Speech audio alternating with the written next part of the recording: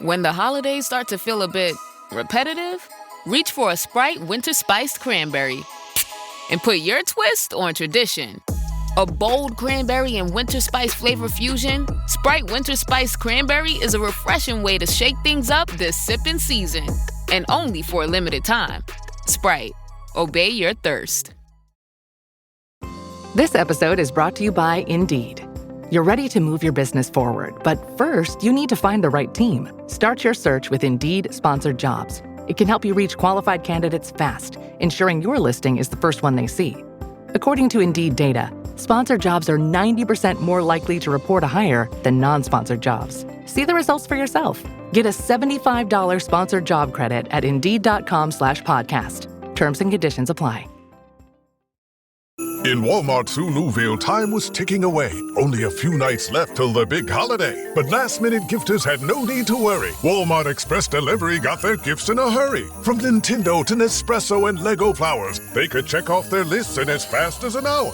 All of Hume Nouvelle, East, West, South, and North, could order gifts up until 5 p.m. on December 24th. So this holiday, just do as the Who's do. With gift delivery this fast, they all gasped. From Walmart, who knew? Subject to availability, terms and fees apply. Hello, it's Martin here. And before we get started today, I thought I'd let you know that this episode of Away the Podcast is sponsored by LiveScore Bet, a principal partner of Sunderland AFC. LiveScore Bet is the home of the total betting experience, combining LiveScore's real-time updates and stats with great odds and offers, all in one very slick and very easy-to-use betting app. For more information, visit livescorebet.com or download the LiveScore Bet app. Remember, it's for over 18s only, and please bet responsibly. For more information, go to gambleaway.org. Right, time for the intro music.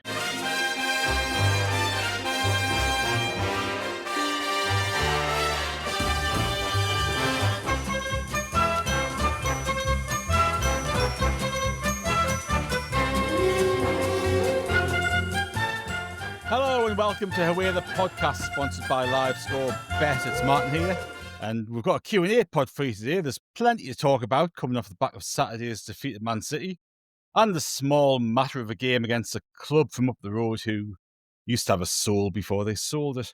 And I've got a couple of very fine minds who are itching to give you their answers to all of the burning questions that you've sent in, emailed, and given us on social media.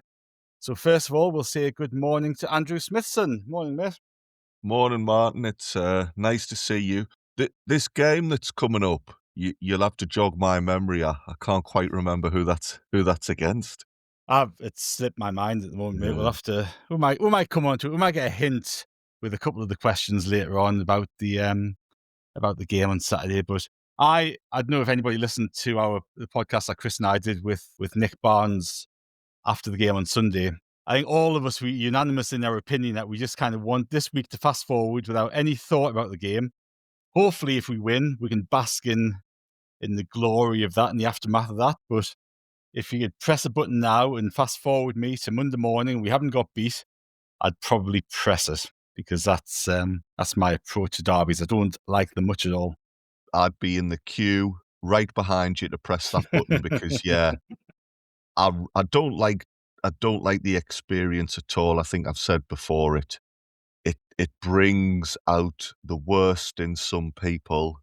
I'm a bag of nerves, and even when we win, notice how I said even when we win, even when we win, there's a load of chew afterwards, and I could just. Some people revel in it. But like you, I'd rather it was just done with, beat them twice this season, and then hopefully never have to play them again. That would suit me. And where do you stand on the derby situation, Ant? We've got Ant Watson with us as well today. Good morning, Ant. And how are you feeling about the derby? This is my own question. This isn't a question anybody sent in. This is me getting us all revved up for Sunday. I'm looking forward to it. I've got to be honest. I'm really looking forward. I'm nervous, excited, nervous to know which one's which. But yeah, I can't wait. They're quite chilled about it, I think. I think we've got everything in our arsenal to win the game. But yeah, bring it on. Bring them on, to be honest. That's what we need. We need more people like Ant and fewer than like me and Andrew, I think. I'm also a nervous wreck, don't get us wrong, but, it's like, As long I as all of totally the get as long as all Sorry, of the man. players are up for it, it's that's all that matters. Well, there will be, won't there? Like, there's a certain captain who I think will get them up for it this week. And to be honest, like, without getting into it in too much, I'm sure we'll go into it. I think we've got the correct person on our team who will get us through. To be honest, I think that'll be the game he's going to revel in, I think. Well, fingers crossed. And it leads us quite nicely into the first questions that we have, because one person who you would want in the dressing room, and he'll still be in the dressing room, one presumes, on Sunday, is Luke O'Nien. Now, Luke came on as a sub to make his Premier League debut on Wednesday against Liverpool at Anfield. And Andrew, you and I spoke about that in the aftermath of that game and how proud we were of seeing him come on and all that sort of stuff. He had a cameo appearance against Man City on Saturday and obviously got red carded, as everybody knows. So Jack Asbury, at Jack Asbury on Twitter, says, I absolutely love the bloke to bits, but do you think Luke has potentially ruined his Premier League dream with that red? Or was this one of those things? And on the website, SAFC SoCal says, is watching Luke in the Premier League the same as watching Eddie the Eagle in ski jumping? You're massively impressed and proud of his courage, but you just want him to come through it safely. Yeah, and he adds, maybe your listeners are too young to remember Eddie the Eagle. And I think obviously that's a tongue-in-cheek point about Eddie the Eagle, but it was a real shame on Saturday to see him come on and then obviously depart so quickly afterwards. And the nature of that, the incident, the tackle, it was a horrendous tackle, and he deserved a red card.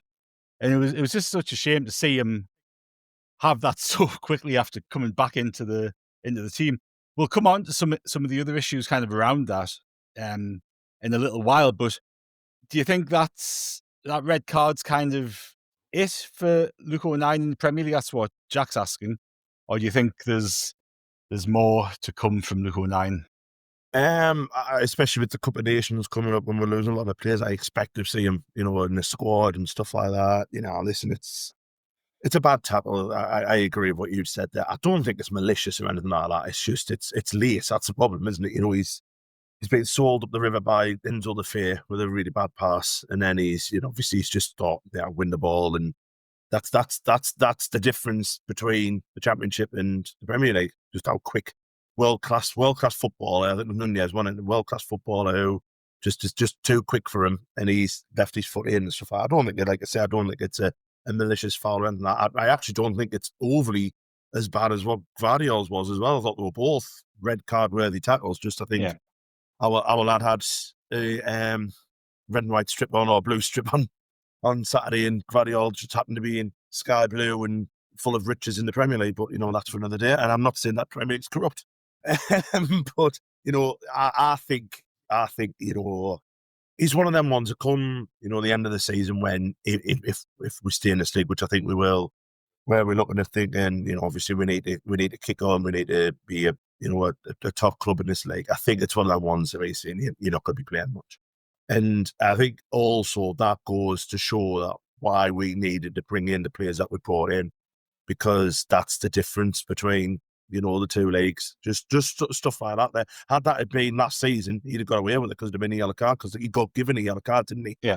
So had that been last season without the VAR, without anything like that, he'd have took the yellow, and it is what it is. And the problem with Luke is he's so eager to impress in himself, and he's so eager to to be what he is. You know what I mean? And to be fair, he's had a wonderful career here, and it is wonderful to see.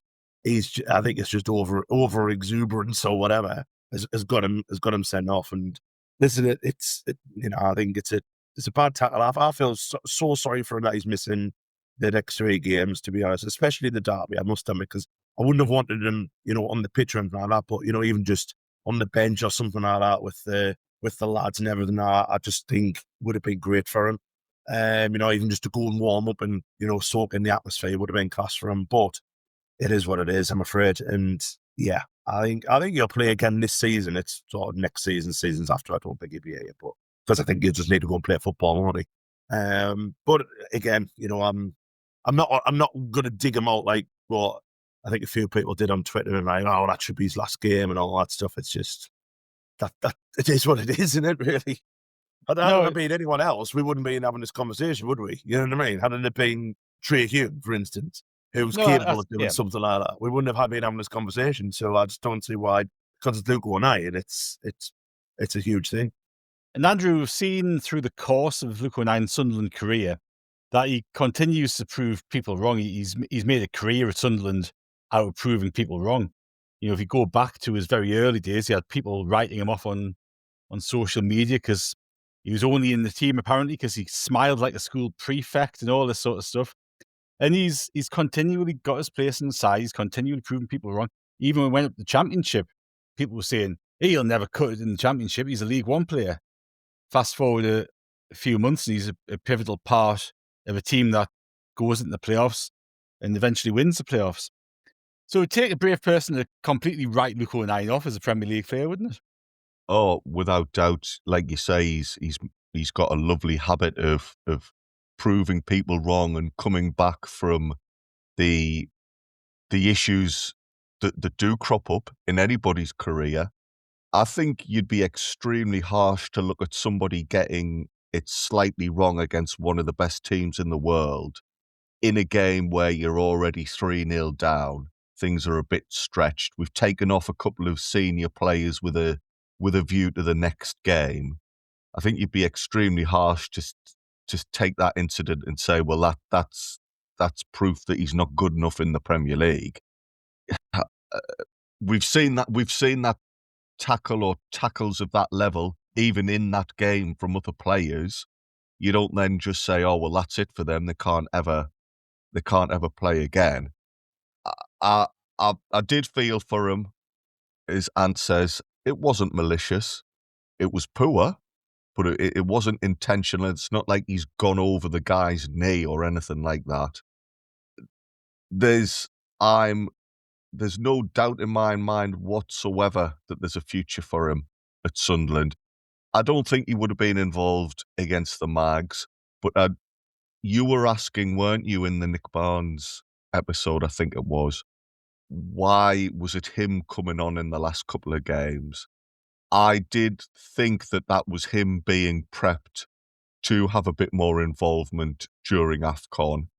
So I think that'll be where he feels this most. Once everybody else has gone away, he might have been in line for a few more minutes, and he's now going to miss that opportunity against, must be Brighton and Leeds. Brighton and Leeds as well, yeah, that's right. Yeah.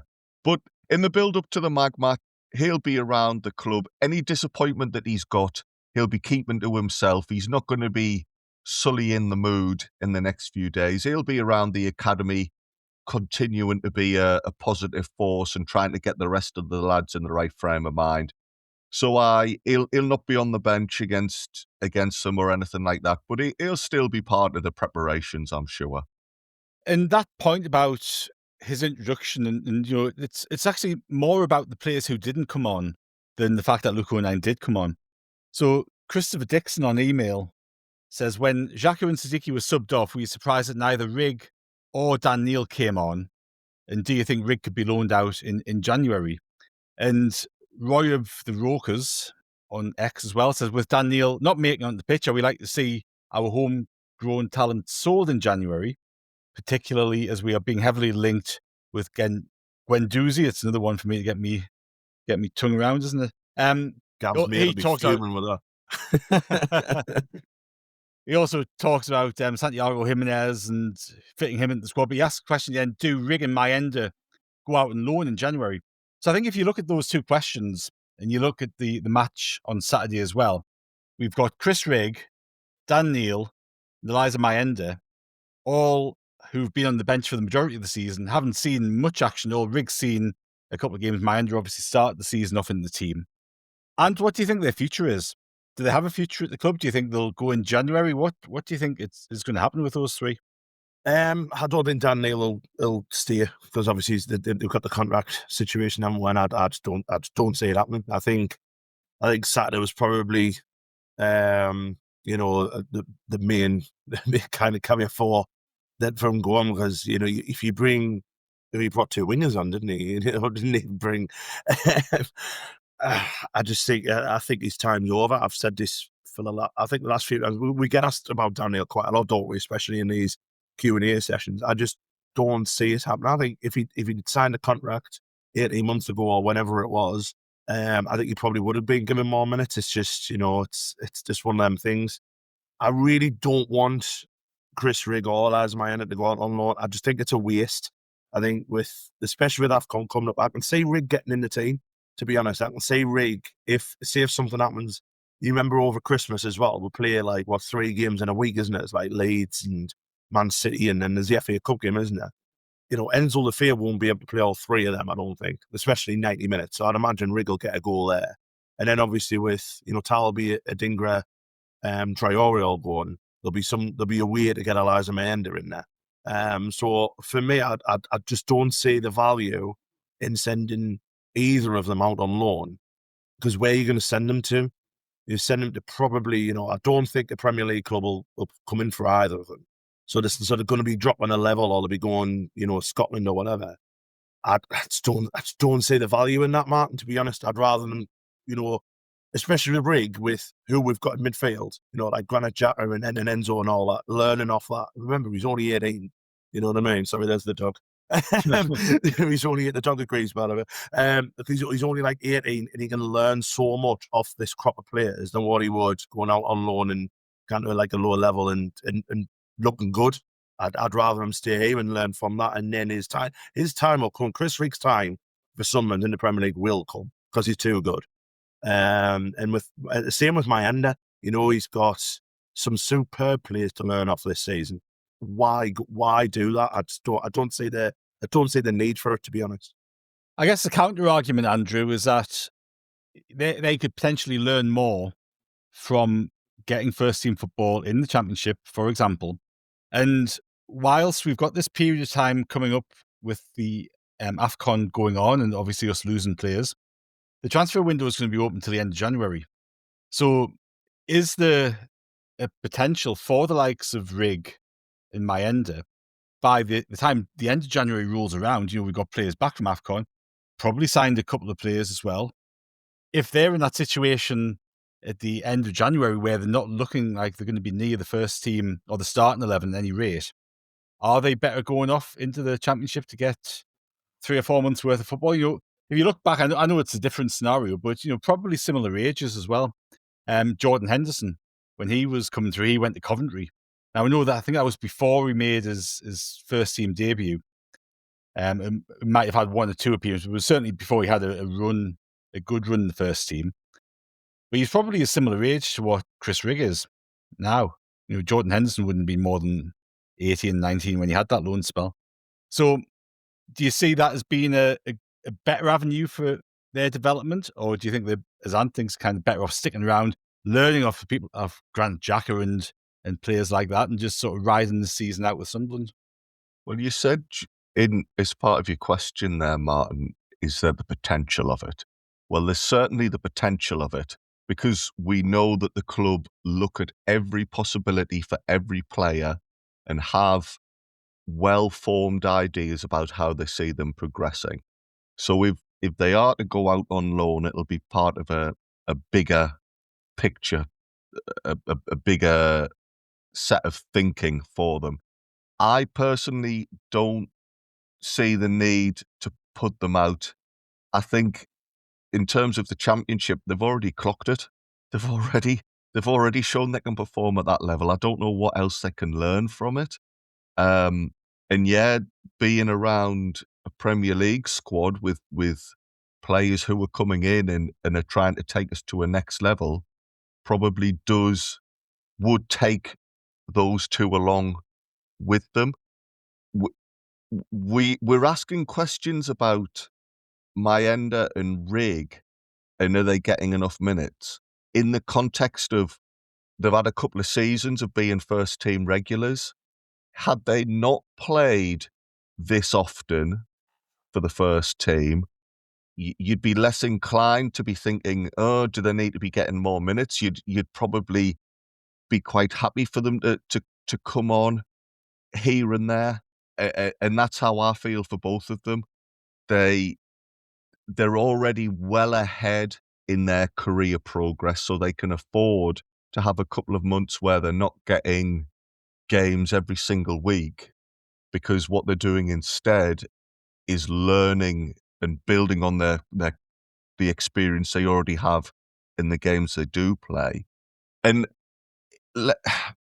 both of them, for me, the reason they're not getting minutes at the moment is not because when they've played at this level they've been rubbish. It's just because the games have taken us in different directions. So, no, I'd prefer for them both to stay here for the time being, and I could see both of them doing bits for us in January and beyond. I think it's interesting not to kind of labour on this point too much, like, but you were kind of lumping Chris Rigg and Mayenda in together, aren't we, in that conversation? Whereas I actually think they're two very different cases. You look at Mayenda, he came from France. He had that loan spell up with Hibs. And last season, he started less than half of the games. So it wasn't as if he was a regular in the side. If you look back to last Christmas, we had those games against Blackburn and Stoke, and people were calling for his head because he missed chances. And then he came back inside and he had a brilliant finish to the season. That kind of coincided with Wilson Isidore's tail off at the end of the season as well. So Mayenda stepped up really well when we needed him to, scored that great goal at Bristol City, obviously starting the playoffs. But it's that classic thing of players getting better when you don't see them. Everyone remembers those great bits of Mayenda, but you don't kind of necessarily remember it in the context of the season. Rigg, on the other hand, played pretty much every game. I think there was only 3 or 4 games he wasn't involved with all season. And he started 36 or 37 games in the league last season. So he was actually a main player in the team, as was Dan Neil. And the Dan Neil one's curious for me. And I think you're right, and I think it's probably more to do with his contract situation than anything else. But saying that, surely if the club wanted him to stay, they'd be getting him on the field more. They'd be giving him more minutes. It would be, when Xhaka and Suzuki came off on Saturday, it baffled me Dan Neil wasn't given a chance there, because surely he'd be desperate, absolutely killed himself to either make a point to get it in the first team with Sunderland during the AFCON, or to get himself a good move in January. Whichever way that's going to go, he's going to be desperate to show what he can do. And I was stunned that he didn't come on Saturday. Do you know what, as well, to throw an argument out there, had Siddiqui and Xhaka both got booked, which obviously they didn't go over the moon, it's done with. Would he have started Saturday? Would he have started against the Mags? I don't see how he could have. Exactly. And that's basically there. And if he obviously isn't thought of there, because obviously it would have been, I don't know, Geertuida and maybe someone else, then why is he on the bench? You know what I mean? If it's this thing of it's going to happen in January, which I think it will. I think he'll go in January. It's now, is he just waste? Is he keeping, I don't know, like a Harrison Jones who's doing really well for the under-21s? Is he keeping him off the bench? I don't know. Are they just thinking Harrison Jones is better for his development now to play under-21s where he is doing well, scored on Saturday against Man City? And then, or as you said, they've got someone in mind. And I can only think of that the Guendouzi deal's going through, because otherwise I think you'd have seen him. And it's interesting when you look at the loan situation that we talked about. To my mind, Harrison Jones would be better off going to get 3 or 4 months in the Championship. Yeah. For his development. But, So, players like that, when you look at the under-21s, obviously Andy, who does our player ratings, he quotes quite a lot. And I watch a little bit on the on YouTube and stuff like that. You look at Harrison Jones, Chaterov. I think I probably said that completely wrong, but he's been on fire for them. And they're the type of players you want to go out on loan. Them ones who will look as if they're about to be, maybe too good for the under-21s, which a couple of them have looked like, really out there. Ben Middlemass, I'll add that as another one. They're the players where you say, right, let's see if we can get them somewhere good, not Chris Rigg and not Elezier Mayenda, because for me, it just I just don't see the point in it. And leading on from that, Andrew, Cortez on Twitter at Cortez_22 asks, what's happened to Mayenda, Rigg and Adingra? They've gone completely missing in action. And we've covered Mayenda and Chris Rigg, but we haven't talked much about Simon Adingra. Now, he has come on as sub against Fulham, and he came on late on Saturday as well. There's talk about him not even making the squad. for the African Cup of Nations, which I think would be a bonus for us if he doesn't, if he's able to stick around. Have you been surprised at his lack of involvement? He started the season in the first team, dropped out after that game against Man United, wasn't it, where he got took off after maybe 25, 30 minutes in that game when we were 2-0 down. But he hasn't had a chance in the start since. He's really highly rated. He's got rave reviews when we signed him. Ahmad thinks he's fantastic. That's good enough for me. Have you been a little bit surprised he hasn't made more of an impact so far? I have been. He was a player that when we signed, I was really pleased that we brought in. Admittedly, a part of that was because he was at least a player we knew a bit about. I hadn't watched him regularly, but I'd seen enough of him to suggest that he'd be a good player for us. Just very quickly, and you want to hear me trying to mangle Tutieroff's name. My mate deliberately brings him up into conversation because we go to the under-21s a lot. Just to hear me trip myself up. I think at one point I managed to confuse his first name with Timotei, who in the 90s were like a hair care brand. I don't know what I was doing there. So bless him, he's got bundles of raw pace. He's got a career in the game, but I'm secretly hoping it's somewhere else, because if it's in the first team and I've got to speak about it more often, I'm going to make even more of a fool of myself than usual. As for Adingra, I am surprised. We were all fearful about how this squad were going to adapt to the Premier League, and Adingra was one of the few who had experience of playing in this division, and it just, I don't quite know what's happened there.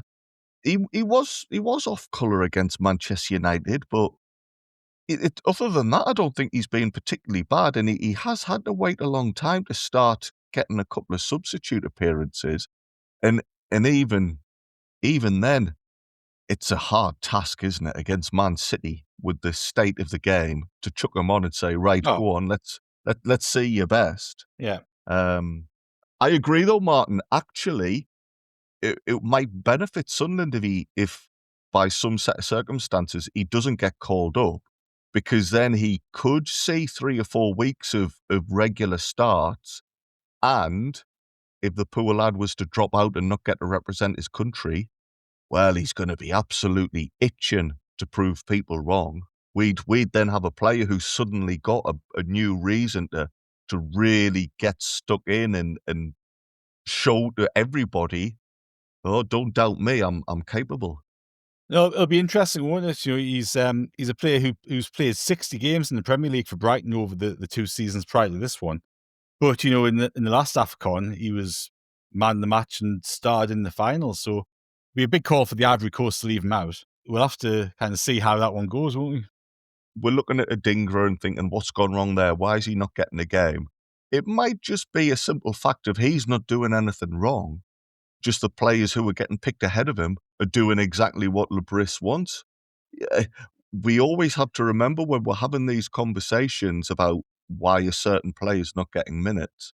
Well, it's not as if we are struggling at the bottom and the players getting picked aren't doing enough. We are doing well in general terms. So that says to me that the players who are getting games are doing particularly well at the moment. And it might just be a simple case of, you're there or thereabouts, but we want to show faith with the ones who have got us into this position. No, it's been a quite interesting one to watch on, hasn't it? Because you've had Talby out on either flank. Traore is obviously coming in and pretty much cemented his place on the right-hand side. And, you know, we've seen Lefay out on the left-hand side an awful lot as well, which is probably not his best position, but it gets him into the team. So it's going to be interesting to see how that one develops, because I don't suspect he's too happy sat on the bench and getting a few minutes here and there when games are pretty much over and done with. We will take a very short break there and we'll be back soon.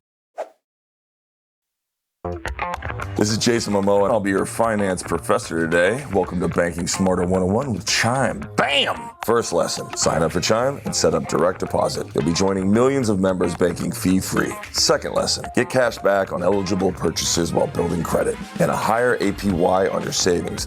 That's how you bank smarter this season. Fa la la la la, class dismissed. Join Chime today. Chime is a financial technology company, not a bank. Banking services and a secure Chime Visa credit card provided by the Bancorp Bank N.A. or Stride Bank N.A. Members FDIC. Optional services and products may have fees or charges. Details at chime.com/fees-info. With a qualifying direct deposit, earn 1.5% cash back on eligible secure Chime Visa credit card purchases. On-time payment history may have a positive impact on your credit score. Results may vary. APY means annual percentage yield. Learn about credit building and more at chime.com. This episode is presented by State Farm. Having insurance isn't the same as having State Farm. It's like needing the protection of an offensive guard on the football field, but getting an elementary school crossing guard. Sure, they're both guards, but you can only trust one to keep your quarterback safe when the game is on the line. So don't settle for just any insurance when there's State Farm. Like a good neighbor, State Farm is there. Here's my 30-second story with Guinness. As soon as my sister and I get home for the holidays, we don't even unpack. We head straight to our pub. The bartender already knows our order, Guinness and fries. We laugh all night, catch up with old friends, and walk home with faces sore from smiling. It's one of my favorite nights of the year. That was my 30-second story with Guinness. Guinness Draft Stout. Please enjoy responsibly. Imported by Diageo Beer Company, USA, New York, New York. Welcome back to Away, the podcast sponsored by LiveScore Bet, and we have got a question. Now, I know you love transfers, Ant. This is transfer related, but it's not a tricky one. So from Elliot on X, says, I know it's early to call, but from what we've seen of Geertuida or Geertuida, I've changed my pronunciation. Nick Barnes originally said Geertuida, and then Andrew's been saying Geertuida, and I think Nick said Geertuida yesterday, so I'm gonna go with Geertuida. But from what we've seen from Geertuida, would you activate the option to buy him for 18 million quid? I didn't realise there was an option, or if there is, yes.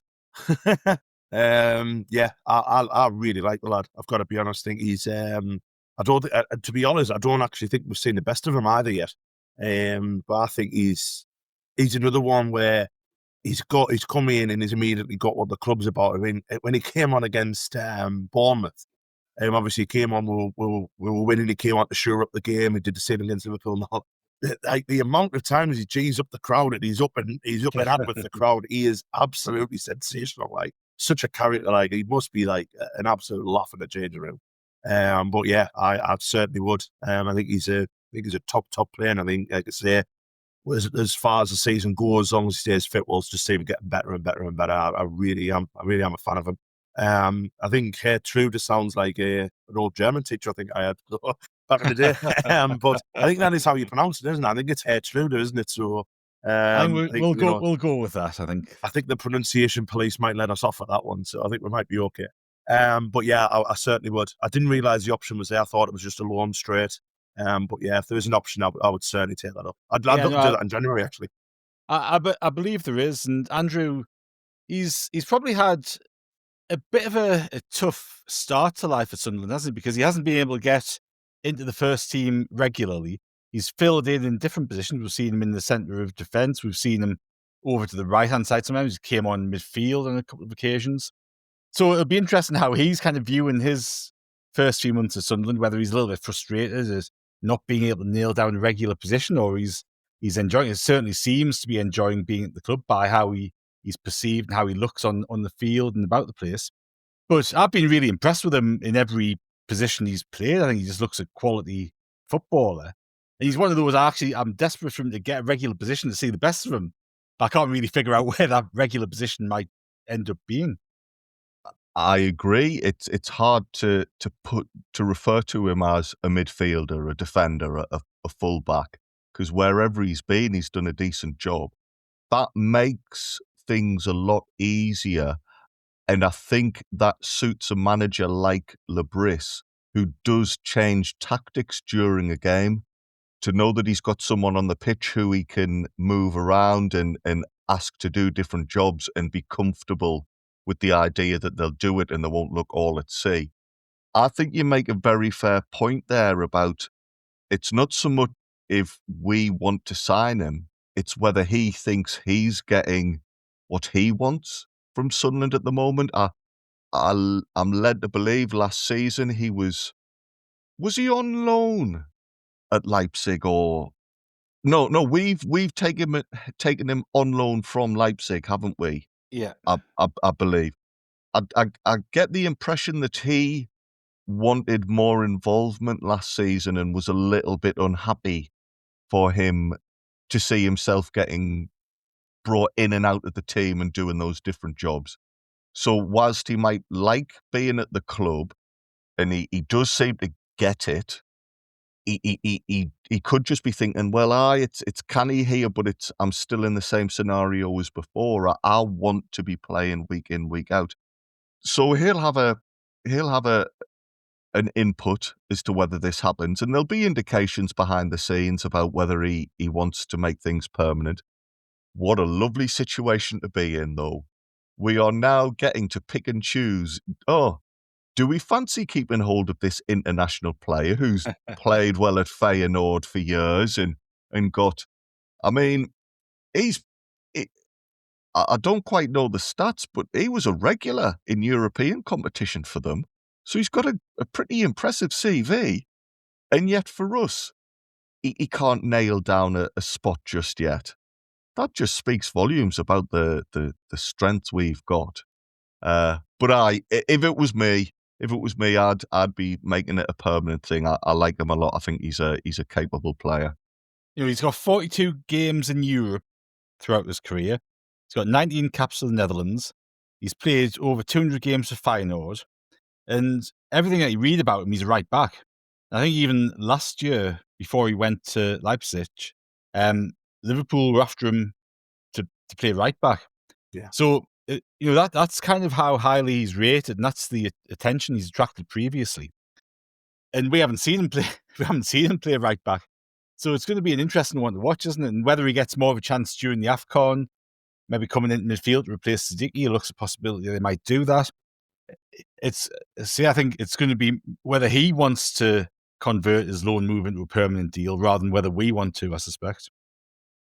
I think, yeah, that will be one of the factors. I think something that's really good for Sunderland is, you mentioned there is international career. It's World Cup year, isn't it? So anybody at Sunderland who fancies getting selected to represent their country are going to be absolutely gunning for it in the last few months of the season. They are going to be desperate. They'll be working hard in training, doing everything they can to stay in the mind of their international managers. So that could be a brilliant thing for us to have a player like that who is just working his socks off to try and get in the team. He might be frustrated at the moment, but he certainly won't be thinking, right, well, do you know what? I'm just going to drop a level in training and see out my time and then worry about it in the summer. It's nice to have a player of his quality with a real important reason to keep going. And you look at the team selections that we've had recently and the formation selections more pertinently, and you kind of wonder whether the team's actually been selected on the players who we've got available rather than necessarily tactics per se, because you've got the likes of Alderete coming back in the team, who's massively important for us. Ballard's been great. Reinildo, he seems to love Reinildo, and rightly so, because he just adds so much to the team. Trai, Hume's got a lot of confidence in, Mukiele, and you got Geertuida. So you got 6 players there who can play in defensive positions or defensive midfield positions, and you kind of got to get them into the team somehow. So there's part of me wonders whether that's influencing the sort of tactical selection as well as other things, but we'll never know, and Reg just probably wouldn't ever tell us. We have got a question about the Lassers team. I know you two fine gentlemen go along to watch the Lassers play every now and again. And Colin Benson's emailed us to ask, providing we stay up this season, should we invest more in the Lassers team? It seems they're going backwards to possible relegation, or other teams are investing more and taking over them or overtaking them. With the increased exposure of the women's game, is it a missed opportunity if the club don't do what they can to get promoted to the WSL, more so next season than this when the money starts rolling in if we stay up? Is Mel Reay at risk of losing her job? It's been the same voice for many years for the lasses, and should there be some fresh ideas and a fresh voice? So there's a few bits to pick out of that, Ant, but I'll let you start. Where do you want to start with that one? Because I know you watch the lasses a lot, don't you? Well, I've been wanting investment in the lasses for the last 5 years, and I've banged on my drum for that quite often. I think, the time is, I think the time is, if we do stay up, I do think a little bit needs putting in. They're still running at a budget which is, nowhere near as high as, your Birminghams and your Charltons of what WSL2 is at the moment. And obviously Newcastle as well. They've invested a lot of money in bringing some quality players. They've got a couple of ex-England Lionesses playing for them, you know what I mean? And we're still relying on, picking up the young talent from WSL clubs who have come here. We've got a lass called Kira Barry at the minute who's doing really well from Manchester United, and she's doing superb. It just hasn't quite ticked this season. I don't think. I think they started off actually quite well. They won 2 out of the first 3, unbeaten in the first 5, I think it was. And started the season really, really well, and then something's happened. They're really on a really bad run in the league, and they are now second off bottom, which would be a relegation position come the end of the season. They've got 2 big games coming up in the end of the year. They switch at home. The FA Cup next week, which they were away to a side or a league below, and they need to win that to get more money. Because the FA Cup's got quite a lot of money. A lot of money rides on it, so they need a good run in that, and obviously they need to start picking up results in the league.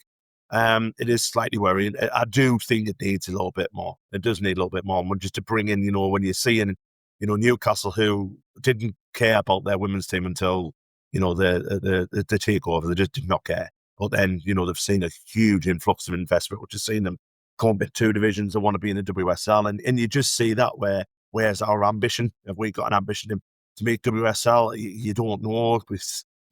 Everything that goes around the scenes is, we want to be WSL, but they're not good enough at the minute. They're not good enough to get promoted, and that's just a fact. Regarding Mel, listen, if this was any other manager in the league, I'd be saying that the job's under threat. The problem is Mel's got so much credit in the bank with us because she's been outstanding. She's a superb coach, wonderful person as well. When you watch the games at the minute, you just see that as soon as they concede, they're going to get beat. It happened the same yesterday. They conceded early on, heads dropped, picked it up in the second half, to be fair to them, and probably slightly unfortunate to come away with a draw. But it's the same pattern every single week now, where there's just no confidence in the team at all, and conceding goals, the heads drop, end up conceding a few, and it is worrying that because you don't see a way out at the minute, to be honest. The way they're playing, they need to pick up some results. So at the minute, I'd keep her, but I think if it gets to January, when we've got Ipswich and Durham and teams who are also struggling around us, and we still haven't picked up, then what do you do? So yeah, I don't know. I'd keep her personally because I think she can turn around. But it also, if they're taking it seriously, if they're saying, well, it's because Newcastle did it with Becky Langley. Becky Langley went on a bad run. They sacked her. They've got in, they brought in a caretaker who won 3, drew 1 with them, and then they brought in the Northern Ireland manager. So it can happen. It wouldn't shock us if she did go, but I'd keep her. And Andrew, we've all watched enough football and seen enough football to know that the manager is only the sort of tip of the iceberg in terms of where responsibility really lies. And if there's a lack of investment in the club over the past few seasons, then you can kind of understand it to some extent. It's kind of hard to lay the blame completely at any manager's door, isn't it? There's also been talk recently of the club selling off a stake of the lasses, I think, hasn't there? To raise some money. And obviously, that's more about balancing books and investment into the men's team. But how important do you think it is for the strength of a football club to have well-functioning sides across every aspect of the team, whether it's men's, women's, under-23s, youth systems? It's all part of that same ecosystem that makes a strong club. Of course it is. It's brilliant when on a weekend the various levels all do well and pick up wins, I think it's really important for a football club. That's what we are. We're a football club. Also, as the dad of 2 teenage girls and the uncle of 2 teenage girls, one of whom plays football to a good standard in the area, I think it is really important that Sunderland's women's team are seen as a part of the club in their own right. Sunderland women, let's not forget, have a brilliant reputation of producing players. And said there, at the moment, Newcastle have got a couple of former Lionesses in their team. Well, Sunderland have nearly always had a couple of future Lionesses in their team. And both them were Sunderland players as well. Yeah. I agree that things have gone a bit stale and some things up really well there. And games follow the same pattern.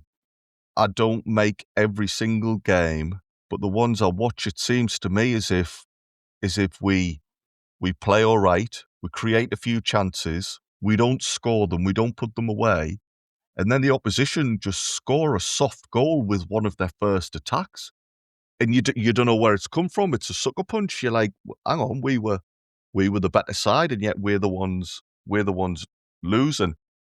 For me, I think more funding would be if the club was serious about getting promoted. I personally think, though, that the group of players we've got at the moment and the coaches should be doing slightly better than they are. I don't necessarily think that the squad has enough depth about it currently to be pushing for promotion, but there's no way they should be as low down the table for my mind. There's enough talent and ability there to be doing better than they are. So yeah, something needs shaking up. What that is, don't know. It's one of them.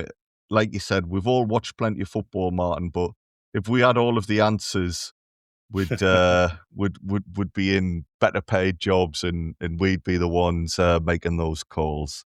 Yeah. The problem is as well, Martin, with if they did dispense with Mel Reay till they get in, I couldn't tell you who they could get in. Well, and that's the challenge.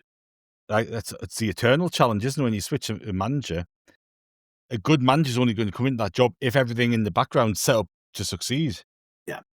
If it's set up to struggle, if it's set up to be fighting battles all the time to try to get anything positive, then no half decent manager is going to touch the job. So it's always a tricky one. At all levels, Sunderland are really good at showing patience now. They have a plan in place and stick to it. And if the manager or the head coach is fulfilling their part of the brief, they'll stick with it. There were times last year when people wanted Labris out.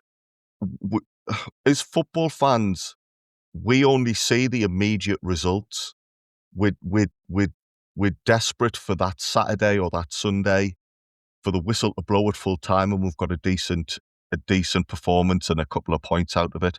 But do you remember last year there was a lot of discord about Labris, for example, and how many substitutes he made?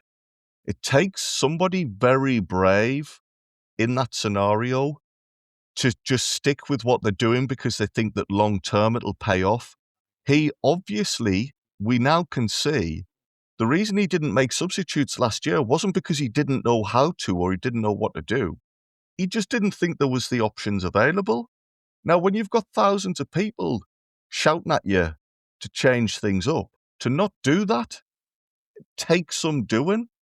And yeah, we don't know what conversations have happened behind the scenes. And for all we know, Mel Reay at the moment is there or thereabouts in what the club expect of her and the resources she's being given.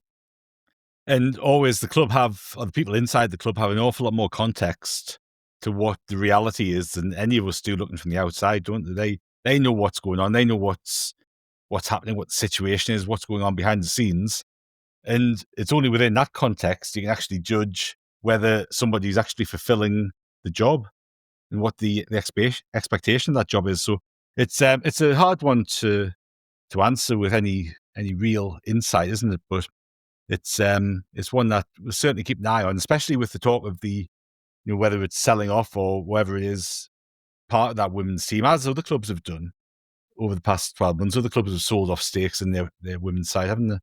And it'll be interesting to see what the club's vision for the women's side over the long term is. And one of those aspects that we talked about in terms of a successful club is the youth system. And one of those players who's come through recently is Matty Young. And we haven't seen him at first team level yet, but he's gone on loan to Salford for the second season. And on the website, SAFC SoCal says Matty Young kept a clean sheet in the FA Cup and is a future England number one. So you've heard it here first. He is. It's not potentially is. He is a future England number one. We have a fabulous keeper in Robin Roofs, but we need to make room in the squad for future talent like Young. Adam Richardson is another. So his question is, do you see Pato, Blondie and Simon Moore all leaving the club this summer to free up spaces for Young to come through? Andrew, I'm going to chuck that one to you first. What's your view on the goalkeepers? Because my view is, Patterson had a exceptionally good playoff final, and he made that save. He's got huge potential. He's getting to the age now where he needs to be playing regular first team football. If it's not with us, he probably wants it to be somewhere else. But I think we've seen with Robin Roofs the level or two above what Patterson was giving us. So whether Patterson's actually got a longer term future with the club or not, open for debate anyway. So do you see those three sticking around? Not necessarily Blondie. I've seen him a couple of times.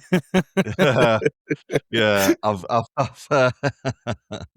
I've seen him play for a couple of the under-21s. He's not a bad goalkeeper, but you'd need to have seen a lot more from him by now for him to have any real future at the club.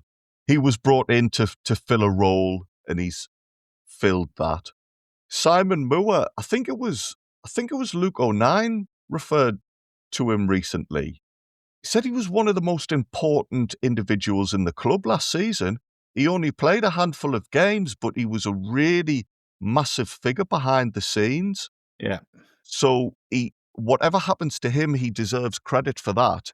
I think with that one as well, Andrew, I think Robin Roofs was talking recently, and he was saying, about the coaching and the support he's been given at the club.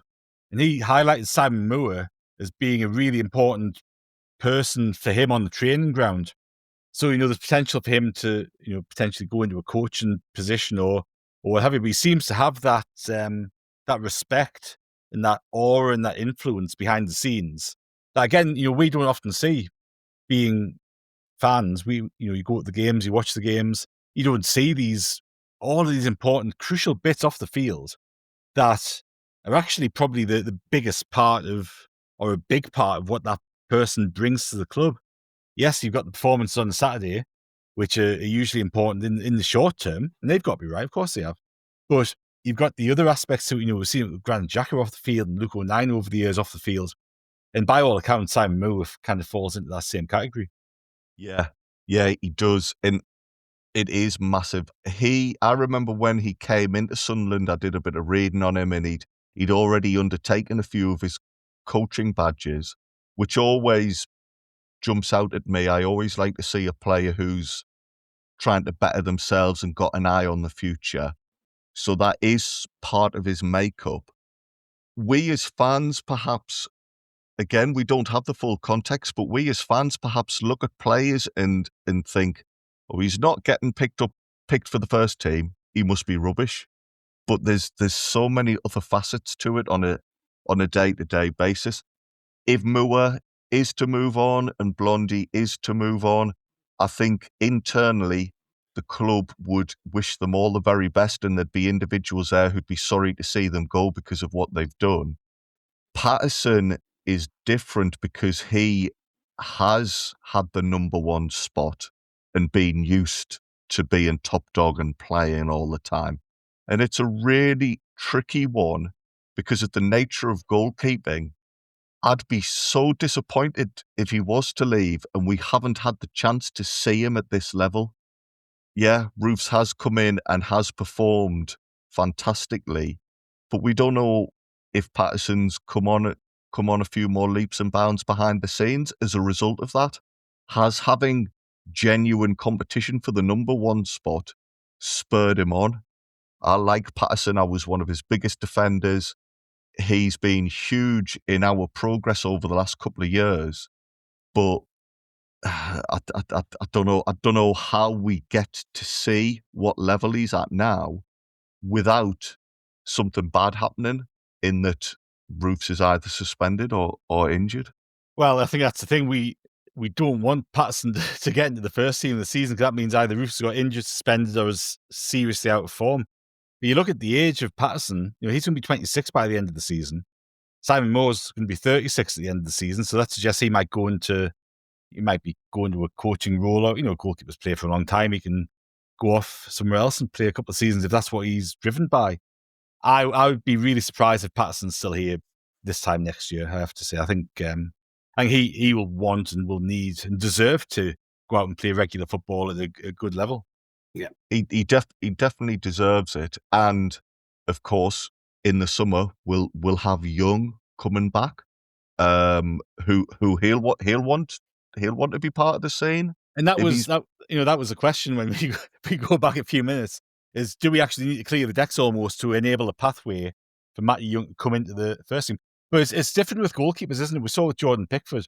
He'll go out on loan every season, go out on loan, either step up in terms of the number of games he's playing or step up in terms of level. And I would suggest Matty Young will probably go to the Championship on loan next season and have a full season in the Championship before he's considered ready to kind of step up into the Premier League. Very, very possibly. The difference between Young and some of these other goalkeepers, I think Adam Richardson was mentioned in that question as well. Adam Richardson is part of a group of really talented goalkeepers we've had over the last couple of years. There's been others, and they've looked really well. They've moved up the levels of the club, but then they've gone on loan to local non-league sides. Yeah. Young is different. Young is following the path of Pickford, like you say, and getting games in senior competition. But yeah, maybe it's a bit too early for him, and yeah, maybe next season is somewhere in the Championship. But we can afford to take our time with him. It's not like it's a position where we're struggling at the moment. Roofs, in a perfect world, will be here for a while yet. No, there's absolutely. Definitely a plan, Martin, isn't there? You just mentioned before there regarding Matty Young, and I've seen Matty Young a few times. I watched him actually for Salford a few times, and he's got everything. Like, he has got everything to be a top quality goalkeeper. And as it mentioned before, that the lad who asked the question said he's a future England number one. It's hard not to disagree when you watch him. You know what I mean? The lad's 18-year-old. He looks as if he's been playing the game for like 30 years. He's such a good goalkeeper. And you look at I think Blondie's out of contract at the end of the season, so he'll obviously won't be staying, will he? They'll probably not exercise any future 1-year deals or anything like that. Simon Moore, you look at possibly retirement, because seeing that, obviously he's doing a lot of coaching and everything like that. I really like Simon Moore, by the way. I think when you see him and all that again on the videos and stuff, and I've had the pleasure of speaking a couple of times, very, very lovely bloke. So I think the world of him, to be honest. Pat Orr, you're looking at local player, 100% transfer fee, because he's an academy product. Yeah, he'll want to play football next season. I think he'll be gone next season. I totally agree with you there. And then I think we'll probably look at bringing in a number 2 who's happy just to, play the cup game, sit on the bench, this, that, and the other, to let Roofs, do what he does. And then you've got to be thinking 2-3 years' time, a big trouble coming for Roofs, because he's got it, hasn't he? We've watched him this season. Yeah. Whatever it is he's got, he's a phenomenal goalkeeper. You're looking at him go to, like a top team, and that's when you'll see Matty Young come in. They've got this plan. They've had this plan with Matty Young probably 5 years ago. No, I completely agree. And I think the one thing, or one of the many things that the club are doing really well, is prioritising the development of individual players and looking after individual players. And if you go back to the conversation that we had right at the start of this pod about whether Chris Rigg goes out on loan, Mayenda goes out on loan, whoever else goes out on loan, it'll be done for the right reasons. It'll be done for the best interests of the player. first and foremost. And if the player needs to go out on loan to get some more football, the club will enable that. So I think that they've done really well. And even if you go back to the very early days of this regime where they gave Jordan Willis an extra year's contract so he could keep training, they just look after players well.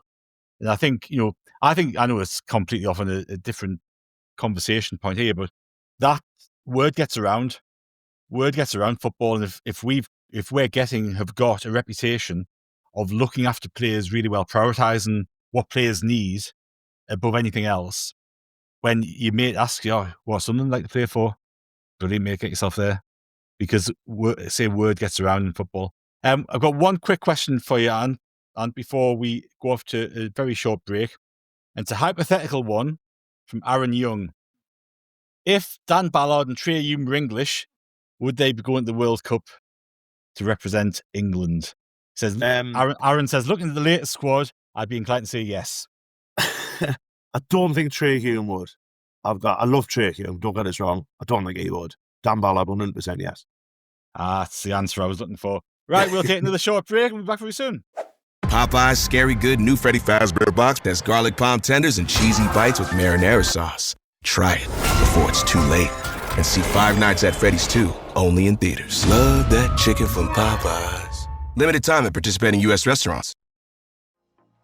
This episode is brought to you by McAfee. Yes! Playoff tickets! Just need to click here and... Wait, what? Fake site? Good thing McAfee threw the red flag. That would have been $400 gone. McAfee blocks risky sites so you don't pay for seats and other things that don't exist. Plans start at just $39.99 for your first year. That's cheaper than parking on game day. Learn more at McAfee.com/online protection. This episode is brought to you by Nature's Bounty. Nature's Bounty believes your body is brilliant, naturally designed to thrive, inside and out. For those always looking for new ways to support your health from head to heels, Nature's Bounty has a range of over 400 vitamins and supplements born from 50 years of trust and care. Nature's Bounty. It's in your nature.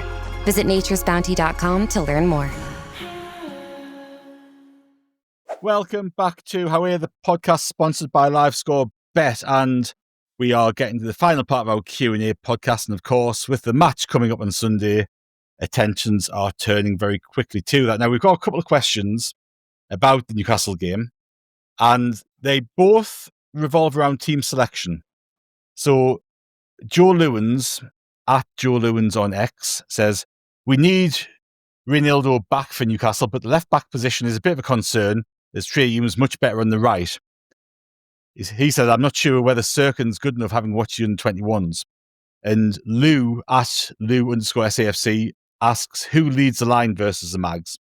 So we'll start off with Reinildo and Trai Hume and that defence for Saturday. And the question then, Serkin's a really interesting one. We were talking to Nick Barnes yesterday, and his take on it is that Trai Hume is being brought through very carefully, so he is at peak fitness to step in for Reinildo when Reinildo goes off to AFCON. He played against Man City in the under-21s on Saturday. I think played the full game, and he's been sort of gradually built up in terms of fitness. I think Serkin's an excellent player, to put my position on that one down. I think he could very easily come into the team and play very well at Premier League level. And I'm really keen to see him come in and have a crack when Reinildo is out. But in terms of the team on Saturday, Andrew, defensively, we've talked already in this podcast about, Trai Hume, Shape, Geertuida, different people there, whether players are being brought in based on their ability alone rather than formation, or whether formation's dictating things. I think the first question to answer is, how do you think we'll set up defensively on Sunday? I think we will have a more standard back four against Newcastle. I think the game is there to be won. I don't think we need to pack out our defence. Dennis Serkin, just on that point there, I've never known a player get so many games as part of an under-21 team for their recovery and to build up fitness. They are really taking care with him to make sure that when he's back, he is properly back. Usually you might see somebody get a couple of halves even, whereas he's getting full games for them and has been for about a month now. I think we're up to 5 or 6 games for Serkin at that level. You don't see that with first team players too often these days. So they're taking their time with him. I think, like you said, Martin, I think he's a great player. I think the club think he's a good player as well, because they are taking every precaution to make sure he's right when he comes back. But yes, against Newcastle, I think we go for a back four, and I am chuffed to bits that the indications are that Ronaldo was more a precaution on Saturday being rested, because I just think he is integral to us. I think he's a brilliant player, but also a brilliant influence on the team at the moment. And how are you seeing that left back position, especially, well, obviously on Saturday? Because look, Trai Hume filled in their sort of wing back role, didn't he, on Saturday against Man City?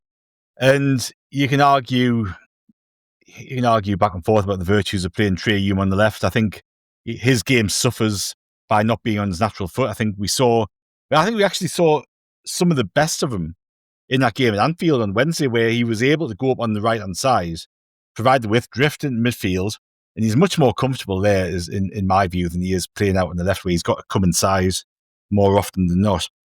Theoretically, if Ronaldo wasn't fit for Saturday, what do you do? Cry, to be honest. After you've wiped your tears away. And After I've wiped my tears. Come to terms with the news. They're probably going to have to put Hume there, I think. I agree with what Andrew said about Dennis Serkin. I think the plan is obviously for AFCON, isn't it? Because he's going to be first choice left back, isn't he? And I think that'll come too soon for him. So, and obviously I don't think after Masuaku is going to play again for the club. Let's talk about him going in January, isn't it? So I think his time's already over. People would say thankfully. I don't know. They would have to go Hume, and that would worry us, to be honest, because they have got quick wingers down by that side. You'd rather Hume on the other side up against Anthony Gordon or Harvey Barnes, wouldn't you? Because you just fancy him against them two. But say the whole, you know what, if and again it's theoretics, you look at it, if he's not fit, if Ronaldo's not fit, you look at how badly Hume did struggle on Saturday. He did against a good player, don't get us wrong, and Ryan Cherky, who is a phenomenal footballer. But if they put, an Adingra or something like that, someone with pace, he's probably going to struggle. But I don't want to think about that. I think Ronaldo will be fit. I think he'd be fit. Every indication is saying it was just a something that if they could have played him, if they had to play him, they would have done. It's just this thing that and rightfully, as well. I think he'll be fit. I don't want to deal on hypothetics at the minute, especially with it. If it's another team coming on Saturday, I'll give you a fully confident and comfortable answer, but I'm not thinking about that. I'm thinking about everyone's going to be fit. So, let's hope so. I think it would be far too big a game to bring Serkin into for a start if Ronaldo wasn't available. But clearly, the club are building Serkin up to come in potentially against Brighton the following week when Ronaldo was not available. Yeah, and you mentioned there, Mark. You mentioned plans. We mentioned a few weeks about Matty Young. And Andrew hit the nail on the head regarding how many games he's played during the 21s. And again, it's 90 minutes. It's not just 45 he's coming off. It's 90 minutes that he's getting involved in goals and everything like that. And he is looking good. So that's really good to see. Because he will have a big part to play when he is thrust up, when the action is thrust upon him, probably, as you said, against Brighton away. And, it's quite telling as well, isn't it? Because, as you say, he played in that game on Saturday at Appleton against Man City. Whereas the club could have said, no, actually, we'll have you on the bench. Especially with Ronaldo being out. With Luka Onine ended up coming on as left wing back for a very brief cameo appearance, didn't he? But, with the best will in the world to Luke, you're going to put Dennis Serkin there ahead of him, aren't you, in normal circumstances? So it was obviously very prioritised that Serkin would get that 90 minutes into his legs. He's not being considered for first team action. I think he'd probably be on the bench on Saturday. or Sunday rather, without the intention of him coming on. I'd be very surprised if he did come on, but with 09 being out and just having him there to kind of get into the first team dressing room before coming into the side potentially the following week. As I say, Masuaku seems to be completely out of favour, and I don't see him doing anything for us again, unfortunately. I agree with you. I think he will be on the bench. Especially, as you said, 09's out. You can't really think of anybody else, can you? Possibly, Harrison Jones or something, but you would think that would be Serkin's spot, and as you said, only if as an emergency, see if Ronaldo does pull up or anything like that, they could look to bring him on. But I'd rather see him on the bench now than Masuaku, I must admit. And like I say, I think looking in January, obviously he's going to AFCON, and it's looking as if he's going back to Besiktas, isn't it? So it is. It's just shrug his shoulders on. I know we're not like live on video. It's just basically shrugging his shoulders because he's just not very good, is he? Bless him. Well, I would defend Masuaku because I think he's been hung out to dry a little bit with. I think he had a couple of half decent. He had one half decent game. I think he got overly criticised against Forest. I agree with Man U, and he struggled against Man U. He didn't have the help of Adingra, but also as well, it was just it wasn't a great performance. Masuaku wasn't given a long-term deal, was he? I think it was a relatively 1 year, I think. Yeah. So again, this just points to this feeling about the club and how they handle things and how they manage things. They build a squad sensibly. I think you have made a really good point there about the club saying, no, we're not going to take Serkin to Man City with us as a quick fix for the fact Ronaldo's got this injury at short notice. It's more important to him that he plays the 90 minutes. Again, I think the club deserve a lot of credit for that because it's further proof of something I was trying to express earlier. The club are confident enough and not happy to lose a game, but if the longer term goal is fixed and the long term benefits outweigh the short term benefits, they'll stick with it. We could have by now dropped Serkin into the match day squad, but we've not wanted to because we want to keep hold of him. Masuaku was the stopgap in the meantime. He might have even had a longer term contract.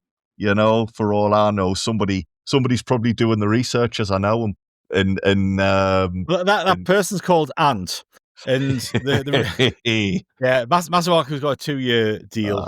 Says Agent Ant. Traore has got the 1 year, but with an option. Traore's got a 1 year option as well. That means we might get a transfer fee for him. That's it. Yeah. Well, as well, I might get an agent fee. Well, his deal, in all seriousness, will have been structured with his role in mind.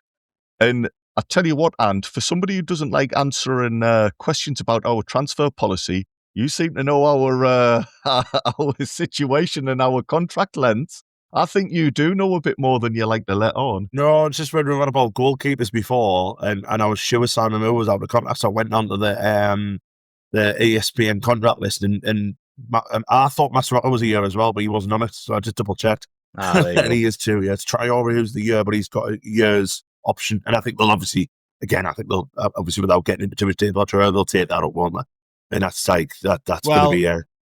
I think that one will depend on what happens in January. To be honest, going back to our defence for the game on Sunday, you've got Ronaldo fit, so we're going to assume he is fit. I suspect you're both in agreement that Alderete and Ballard start at the back. So then you've got a position on the right-hand side of the defence where 3 into 1 doesn't go. You've got Geertuida, Mukiele and Trai Hume. And obviously, all of those can play a little bit further forward and may well play a little bit further forward, but it's going to be interesting to see who he picks. I suspect there'll be more about the opponent that player is going to be facing than anything else for the right back position. Mukiele for me. I would have thought so. Yeah, he struggled against Semenyo, didn't he? But against Liverpool, up against Gakpo, he had an excellent game. So he was really good against Liverpool. But again, without going into too much with the Mags, they haven't got a player like Semenyo, have they? You know, like Gordon or Barnes are both like kind of one-dimensional players, aren't they? And I think Newcastle play Barnes. Don't say that. No, but they are the 1D, aren't they? They're not like, they haven't got that what Semenyo can do. You know what I mean? The two of the best players in the world, and we'll just have to park that. I'm They're not Antoine Semenyo. I'm going completely the other way to ward off the gods of fate and don't. I don't think that's been anything too harsh just to say Anthony Gordon's not as good as Antoine Semenyo. I think there's Newcastle, you know, apart from, you know, the obvious ones who you see on Twitter, you know, are like, and I'm not mentioning their names because I don't deserve to be mentioned on a superb podcast such as How We the Pod. But, you know, even the ones who are like, you know, like even your balanced football fans, it'd agree that Semenyo's better than Anthony Gordon, surely. I'll come back to you on Monday. Balanced football fans. Yeah. We are now. I tell you what, I'm about to tempt fate as well as Ant. Balanced football fans. I don't think I've ever seen a balanced football fan in black and white. I'm saying that tongue in cheek. But yeah, that made me smile. That one, Ant, mate.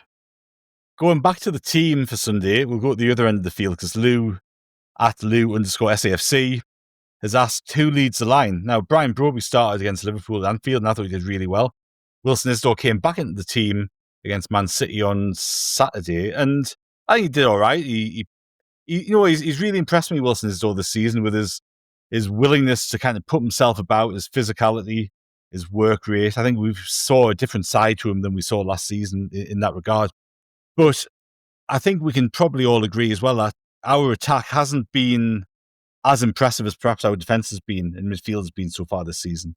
So are there question marks there for Regis the Brisk going into Sunday in terms of how that attack is set up, first of all, and then secondly, who actually fills those positions in the final third of the field? Go on, Andrew, I can see you pondering, I can see your brain working overtime there. It's not hard to see my brain working overtime because my lips start moving and, you know. Yeah, that's a fair point. The forward line or the front line or the lone striker, whatever terms you want to use, haven't been as established as our midfield and our defence. It's a tricky one. I think Broby had his match fitness been a little bit further down the line, I think we would have showed faith with him and stuck with him for the starting spot against Man City. And now that we're having a full week to prepare for the game, and that's a good thing for us. I'm assuming the Mags are in Europe this week. Yeah, I've got Leverkusen on Wednesday.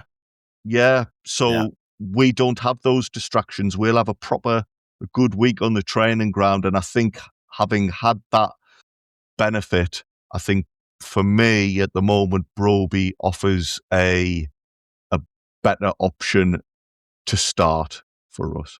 I will say, Isidore, that chance against Man City where he's won the ball back and had a quick effort at goal. I think I've seen a few people say he should have buried that. I was more impressed with the fact that he got the chance, but it was in an instance, and it's easy to say afterwards what you should do to beat Donnarumma. I was quite impressed with him on that, and I was a bit shocked to see so many people think he blew that chance. I wouldn't be as critical in that moment. No, I mean either. I said in the pod yesterday with Chris and Nick that when I watched it first of all, I was like, "Oh man, what are you doing? You should have put low and slotted underneath him." Now I listened to our post-match reaction pod. Now I can't remember whether it was Bomber or Johnny said, "Oh, he should have stuck it high and gone above him." I just think that kind of sums it up. He actually did everything he could do. Yeah, he had a split second to think. He hit it really well, and it's a good save, mine, isn't it? It is a good save by Donnarumma. Really, you look at really quickly. Yeah. I mean, you look at like the other one on Wednesday. He's probably done the wrong thing on both. Where on Wednesday, he probably should have hit it as fast as he could, And he didn't, and then he did that on Saturday when you probably think he was having more time to tear on the goalkeeper. But it's striker's instinct, and I'm more happy he's got in that position, to be honest, on both sides. He's done well to win the ball back, and then and obviously the Wednesday one to get in that position to run around the goalkeeper. I thought he was excellent, but it is what it is. I'm more disappointed with Isidore with their first goal.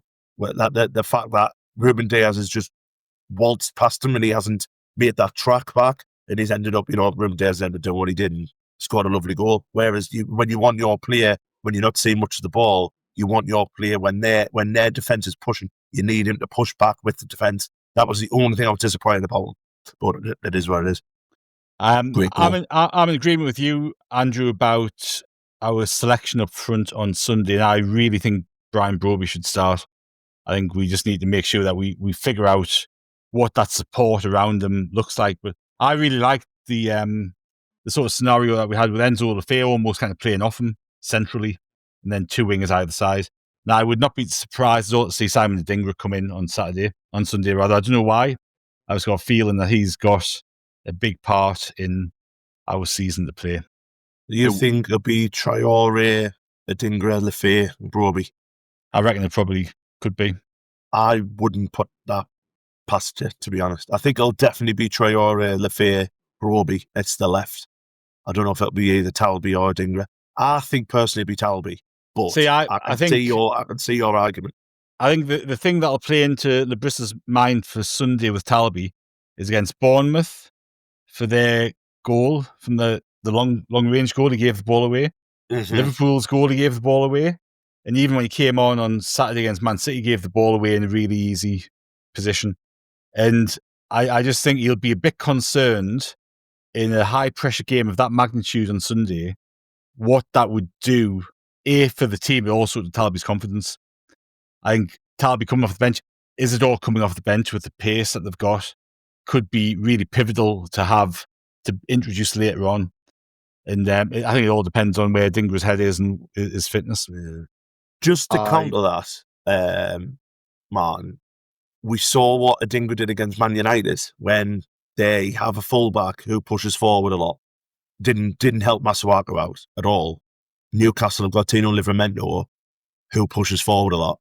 So for me, I think that's where Talby will come in because his work rate's probably just a little bit better than Adingra's. But if you're saying to Adingra start, you must track this man, then he will, won't he? So, and I think the way that the club operates and the way that we know Labris operates, all of that feedback for Adingra about why he was brought off against Man U will have been given to him. It won't be a case if he just got dragged off and nobody's spoken to him for 2 months, as would have happened with some previous managers.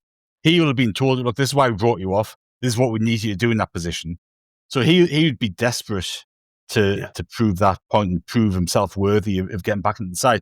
The other interesting thing, kind of to join up a few dots of conversation, selection issues that we've talked about, is if that's pinpointed as a concern, Enzo Olefier is fantastic from that point of view of getting back and tracking back. So does that open up a role? It might be a little bit too defensive for Geertuida to come in to midfield potentially and push Siddiqui up a little bit further forward. That's an option. Or Chris Rigg. Chris Rigg. Now, wouldn't that be a big test for him? Yeah, because I agree with you that if they're wanting, I don't know if they're going off, if they want your grafters to be playing on the wings, we know Traore grafts, gets back, helps out with Trai, Hume or Mukiele, whoever's playing right back. And the biggest grafter in our team, debatably him off Siddiqui in it, is Enzo Olefier. Considering the bloke's a top quality footballer, with his feet, the work he gets through is phenomenal. Is he going to go to? I personally would have him in the 10 because I want him to come back and help out with that midfield to counteract. The last thing we need to do on Sunday is give Newcastle a midfield. You know what I mean? Because that's where they are the most dangerous. They have got, again, not, I clouded doubt over Anthony Gordon before, but they've got 3 top quality midfielders, in Bruno, whatever the call the other one. I'd want to fee in that 10 because I'd want him to come back, help with the graft and help us push forward to then have 2 fast wingers for him to release the ball to, who can put the ball in for Broby, who I agree we should start as well. So I want him in my 10. And the more now I'm thinking about what you've said about Adingra, the more I'm with you. I think that's a good shout. I need you two to follow me around all week, because if ever I get nervous over the next few days, I think I'm just going to listen to those last few minutes. And it's important that I don't forget we could cause them problems. We've got some really good options there and different avenues we could go down. So yeah, if ever I'm feeling a bit uneasy in the next couple of days, I might either replay this pod or get on the phone to one of you. just going back to the Broby Isidore thing. You mentioned Bruno, and it's Joel Linton, isn't it? Joel Linton's the other midfielder that they all love. We all know what they're all about. They're going to try and be sneaky and cause bother and all of that. And in the heat of a derby, you wouldn't be surprised if there was a bit of a melee. I'd love to see Broby steaming in. If it was all kicking off, you wouldn't be best pleased if you saw in the corner of one eye damn Ballard rushing in to get involved, and Broby piling on in. You'd be like thinking, "Oh bloody hell, we're going to get we're going to get a bit of a kick in here." So Broby for me to start. What I will say about Isidore, we saw against Middlesbrough last year. He fully gets the Northeast rivalries and what have you. Be a lovely little story, wouldn't that? He's missed chances. He's missed chances against Liverpool and Man City.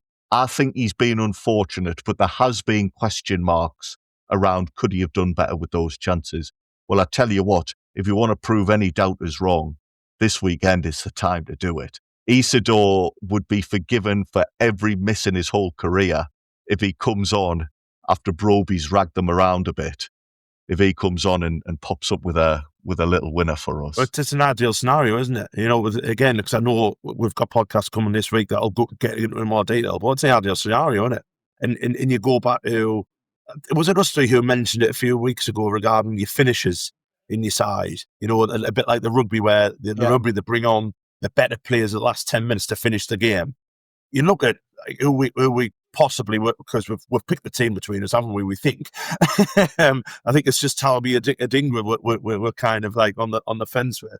But if you think it looks to bring on against a tyrant side, Wilson Isidore, say Talby, for instance, doesn't start, bring him on, Pierce against a tyrant side after Broby's went there, pushed them around, made them, giving them such a hard game. And that it just opens the door up for it, doesn't it? And to kind of go to the Broby thing against Liverpool, I thought he was excellent. I really do.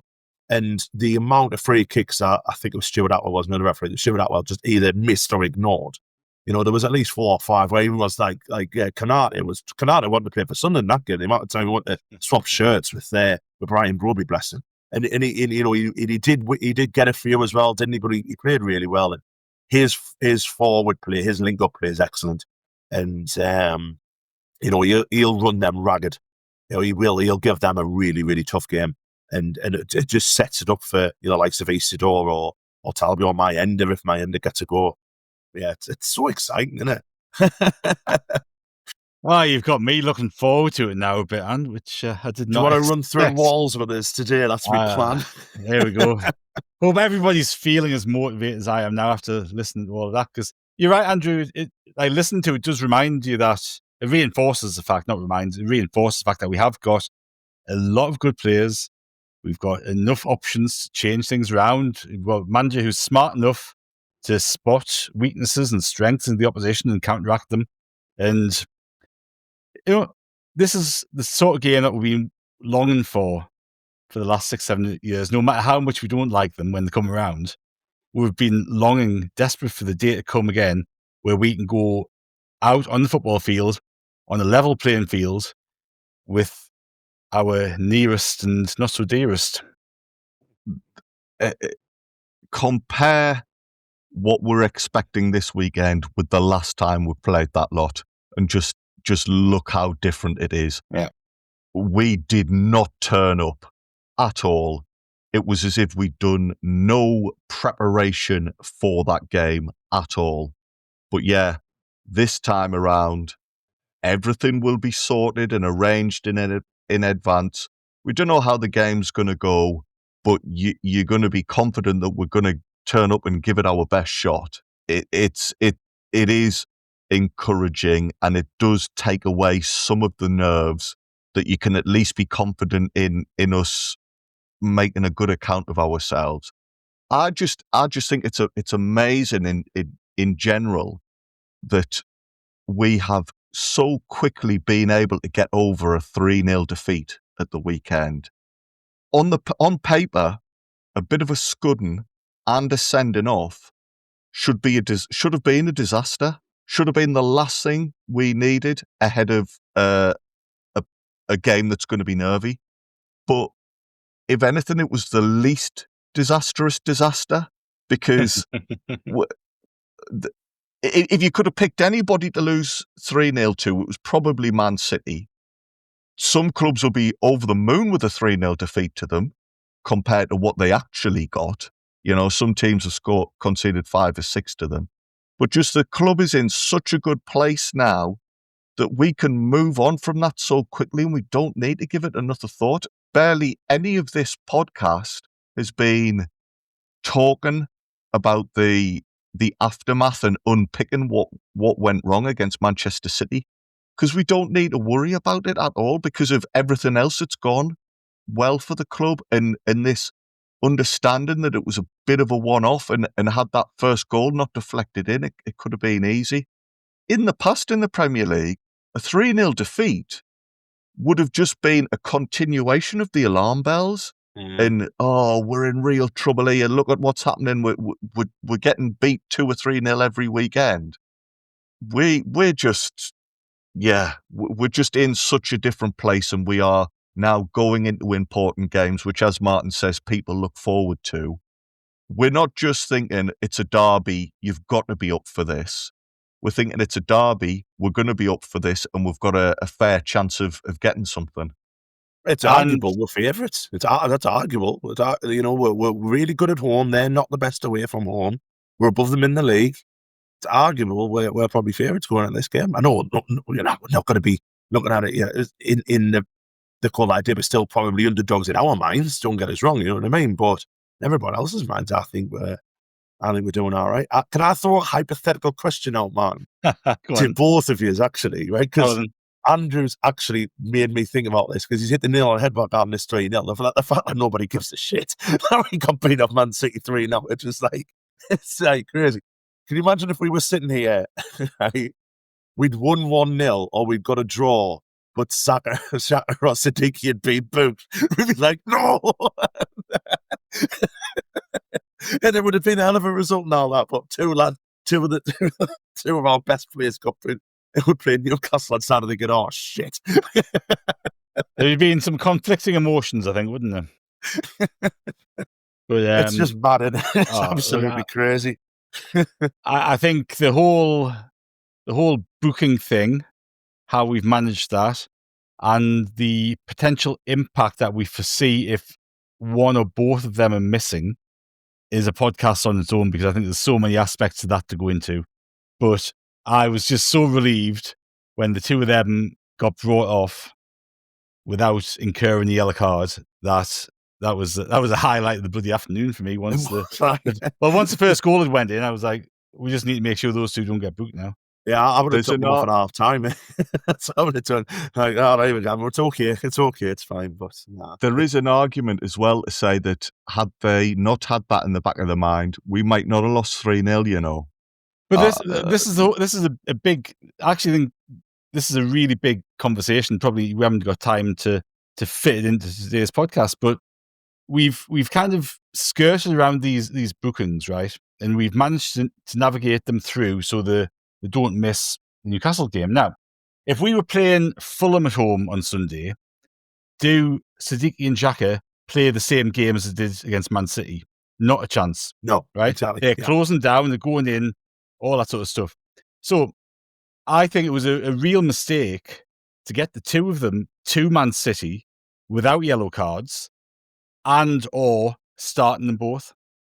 Because if you know you're only going to get 50%, 60% out of them, we're never going to win that game.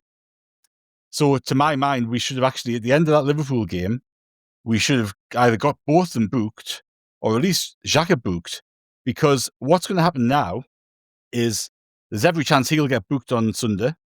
And if not, it'll be the following game. And then he's going to serve a suspension during a period of time where we've already got Siddiqui missing DraftCon. Yeah. So he'd have been far better off taking a suspension for the Man City game, and he goes into this next run of games with the freedom to get another 3 or 4 yellow cards and not worry about it too much. Yeah, because you But probably I actually think asking that we've question. mismanaged it. You're probably asking that question again. If he gets through Newcastle, I think he'll get put against Newcastle. But see if he just gets through that game without a yellow card, you're asking the same question then in 2 weeks' time. What do you do against Brighton? Because we've got Leeds at home just after Christmas, which is, for me, a game where we not need to win, but a game where you're looking to win because it keeps that gap to, them. It keeps that gap to Leeds, extends that gap and this, that, and the other, because the league is still, it is, as much as we're doing so well, it is very, very tight. If we go on see it, we're on a run now, we've only won 1 and 5, haven't we? And you can see teams are now catching up. And you see teams are like because still that gap, don't get us wrong. But if we see it go through a tough AFCON period, which I think we will, because obviously we're missing a lot of players, it doesn't open up if teams do catch up, and we need, I think against Leeds at home we do need Granit Xhaka. So it's the same question, isn't it? I totally agree with you there. I think Bournemouth, I'm amazed he never got booked because the referee just seemed hell bent on booking everybody. Liverpool, I would have took the booking and missed it because he did kind of stroll through the City game. He did. And Siddiqui, I saw Siddiqui on Wednesday. I think he got away with one, didn't he? Where he looked at the referee, didn't he, and thought, and then I'm in agreement there. I'm in total agreement with you there, because it's we've kind of just looked at that game against City and just went, we've got to get beat anyway, and we're really not gone for it. Where we had a fully tuned up Granit Xhaka and Noah Siddiqui, I think we could have caused them a lot more problems than what we did. Yeah.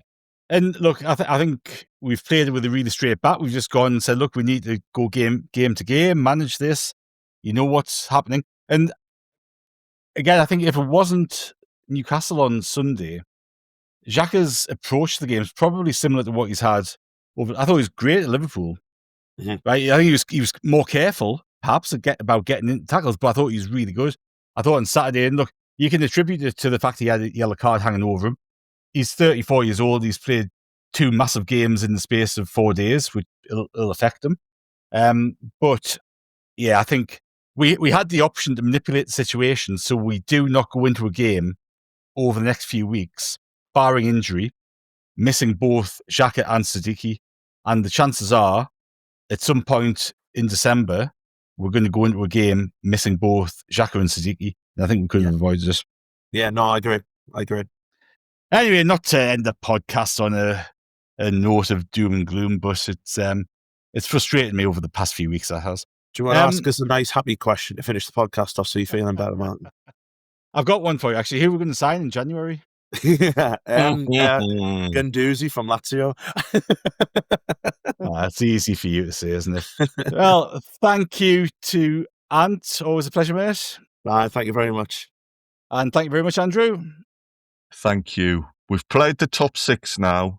We've only lost to one of them. We were told to expect 3-0 beatings every other week. Yeah. So what? Yeah. We're doing fine. We're doing fine. And we've got an exciting game to look forward to now. So, well, this is probably my last podcast before Sunday. So I just want to say to every fan who is a little bit nervous, you know what I mean? Like Andrew.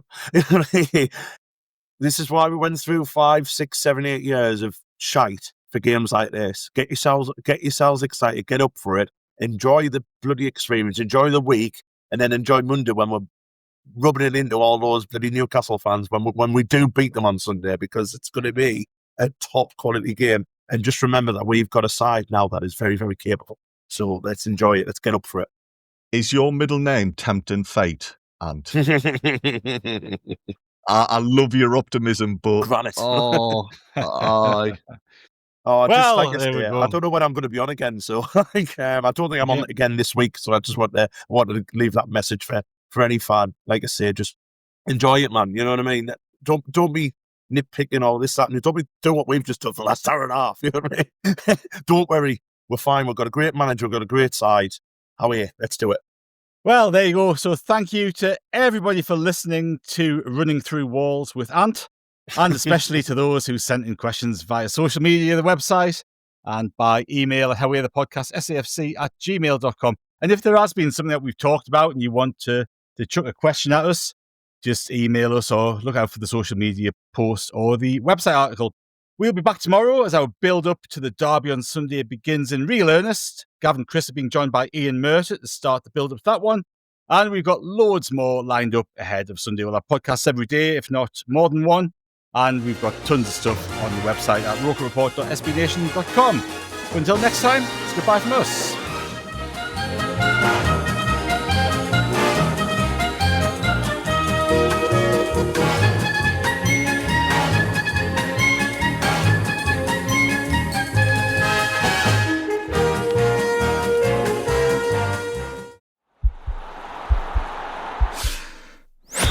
This podcast is part of the Sports Social Podcast Network.